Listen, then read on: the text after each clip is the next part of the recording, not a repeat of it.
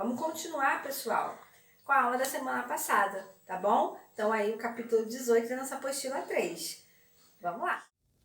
Então vamos dar andamento à nossa aula de hoje, que é uma aula, que depende muito da aula anterior, que nós falamos de coesão e coerência. Por quê? É a continuação. O nosso capítulo 18, ele trata ainda deste assunto de coesão e coerência, ok?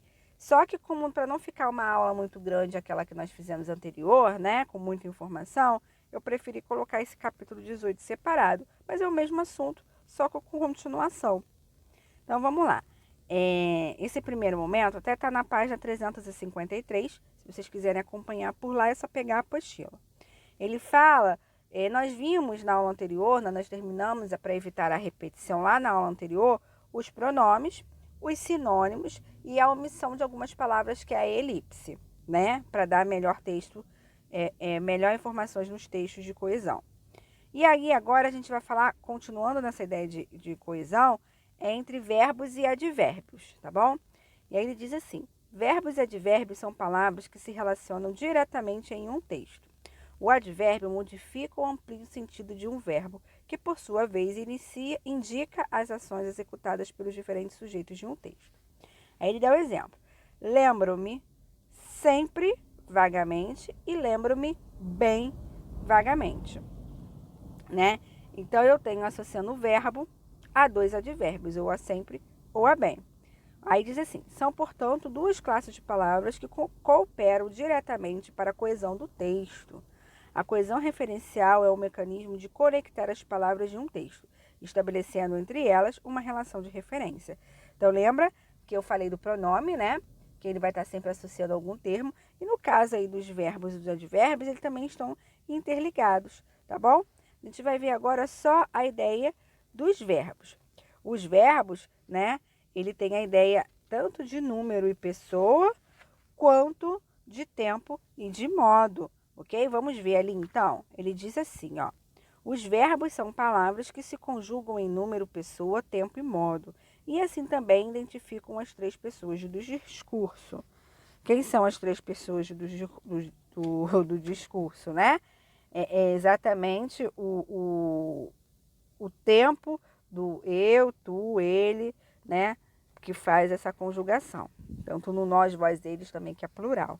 Então diz assim: não acredito que o futuro de quem quer que seja possa estar escrito com antecedência, mas não posso deixar inteiramente de lado a ideia de o local do meu nascimento ter influído nos rumos de minha vida, pois nasci numa livraria. Os verbos acredito, posso e nasci, são os verbos que estão identificados na primeira pessoa do singular.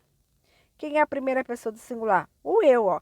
Eu acredito, eu posso, eu nasci. Então, eu mantive, esse discurso, que é o discurso da primeira pessoa, dentro de um contexto. Por quê? Imagina se eu mudo no meio aí do contexto a primeira pessoa do singular para a primeira pessoa do plural, ou a primeira pessoa do singular com a segunda pessoa do singular, pelo tu, Eu tenho que manter uma ideia. Então, eu estou falando do eu. Então, eu acredito, eu posso, eu nasci. Eu não posso mudar, essa conjugação, esse enredo dentro do meu contexto. A não ser que eu estou mudando e falando de outra pessoa, Se eu colocar um nós aí, por exemplo, eu estou generalizando eu e mais várias pessoas, tá bom? Vamos ver o exemplo de baixo.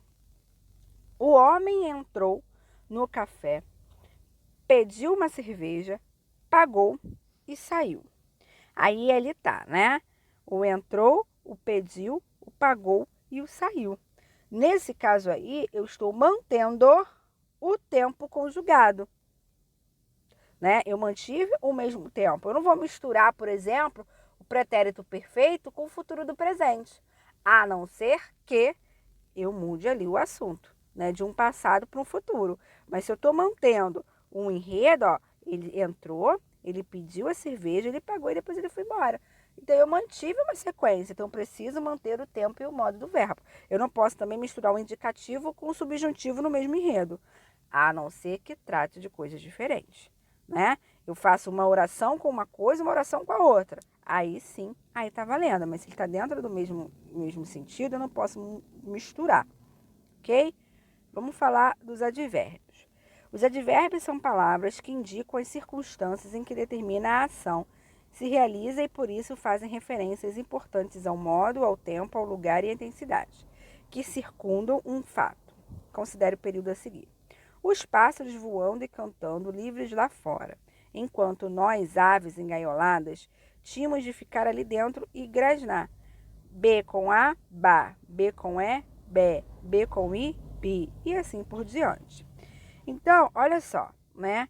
Eu tenho aí, vamos pegar aqui a caneta para vocês, para eu poder mostrar para vocês. Ó, eu tenho aqui o lá, ó, lá. Eu tenho o ali e eu tenho o... Ó, aqui é lá fora, né? Tá dentro do mesmo contexto. Ó, os pássaros voando e cantando livres lá fora, ó, o lá e o fora. Enquanto nós, aves engaioladas, tínhamos de ficar ali dentro, na grasnar. Então, são termos, o lá, o ali, o fora, que fazem referente a lugares específicos, né? E aí representa exatamente o que? Nesse caso aí, um confinamento. Quando ele fala B com abá, B com ebé, é o confinamento da escola, né? Então, ele faz a associação desses advérbios aí, bem aplicados, dentro da minha circunstância apropriada do termo, que é dentro de algum lugar, é confinado em algum lugar, ok? Deu para entender? Para a gente perceber realmente se ficou tudo bem, vamos fazer aí os exercícios 355, 356 e 357, tá bom? Tirem foto, mandem para mim e façam aí o resumo da aula. E aí a gente finaliza, né, essa ideia de coesão e coerência dentro desses 3 capítulos, ok? Lembrando que precisa prestar bem atenção e atentar para não tornar um texto incoeso e incoerente. Portanto, eu preciso fazer a associação lógica das palavras e aplicar ou se aproximar dentro do contexto corretamente, tá bom? Então, beijos e até a próxima aula. Tchau, tchau.